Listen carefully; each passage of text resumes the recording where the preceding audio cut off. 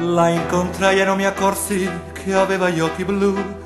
La guardavo solamente dall'ombelico in giù. Non portava le mutande, tu forse non ci credi. Me ne accorsi quando vidi la forfora sui piedi.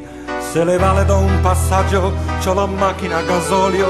Per creare l'atmosfera ci vuole sempre un po' di culio. E così glielo misi a Arculio sotto un cielo ancora blu. Lei guardandomi negli occhi disse: diamoci del tu.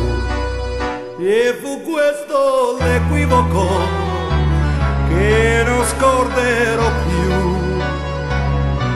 Per quel suo senso pratico, essa m'arrête o tu. E fu questo l'equivoco che mi costò l'addio.